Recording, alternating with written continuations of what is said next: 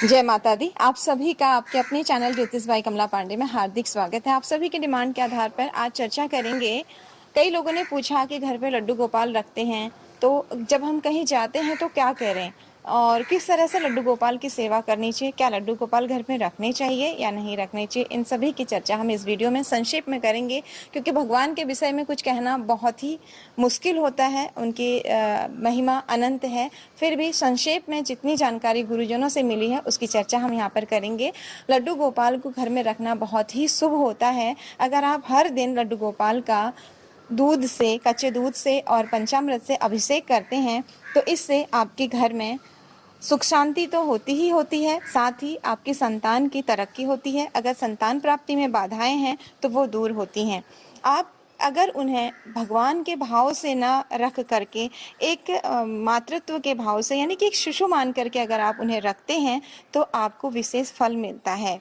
जिस तरह से एक बच्चे के खान पान का ध्यान रखा जाता है, सुबह उठ करके आपको उन्हें दूध देना चाहिए, फिर दोपहर में भोजन देना चाहिए, शाम को भी आपको भोजन का भोग लगाना चाहिए। लेकिन याद रखें, बिना लहसुन प्याज का भोजन का उनको आपको अर्पण करना है और बिना तुलसी के वो ना तो भोग ग्रहण करते हैं ना ही दूध ग्रहण करते हैं। तो ध्यान रखें, आप जो भी भोग लगाएं, अगर आपके यहाँ व्यवस्था नहीं है, आप तीनों टाइम भोजन नहीं बना पाते हैं तो आप सूजी भून करके रख लें, उसमें थोड़ा सा दूध चीनी मिला करके एक कटोरी बना करके, एक चम्मच बना करके उन्हें ज़रूर खिलाएं, उसमें तुलसी पत्र डालें। इस तरह से उनकी सेवा अगर आप करते हैं, जिस तरह छोटे बच्चे के कपड़ों का, खान पान का, गर्मी और ठंड का, सोने उठने का ध्यान रखा जाता है, इस तरह से अगर आप शिशु भाव उनके साथ रखते हुए उनकी सेवा करते हैं तो निश्चित रूप से आपको बहुत ही अच्छा लाभ इसका मिलता है। फिर वो आपके घर के शिशु ही नहीं, रखवाली करने वाले भी हो जाते हैं।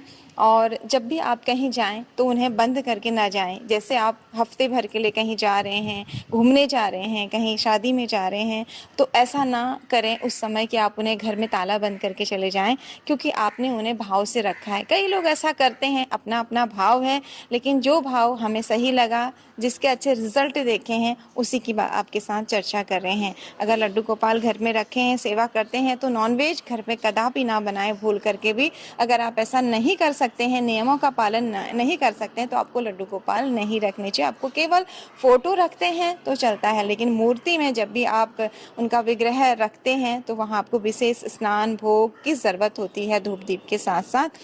तो सोच समझ करके रखें। अगर आप घर में सात्विक भोजन बनता है तो आपको ये पूजा बहुत ही फलेगी। जब भी आप घर से बाहर जाएं, कई लोग अपने पड़ोस में दे देते हैं या रिश्तेदारों को दे देते हैं, लेकिन मेरा मानना है कि आप उनको अपने साथ ले जाएं।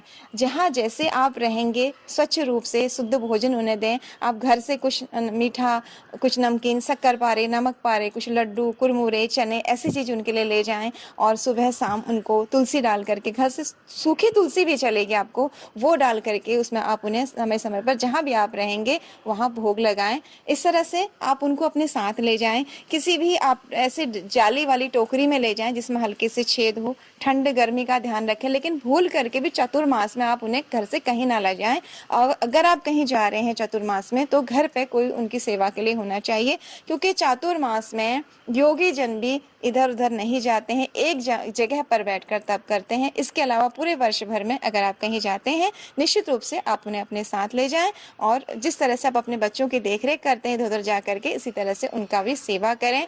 आप देखेंगे कुछ ही वर्षों में आपके जीवन में परिवर्तन आएगा, रिजल्ट आपके सामने होगा।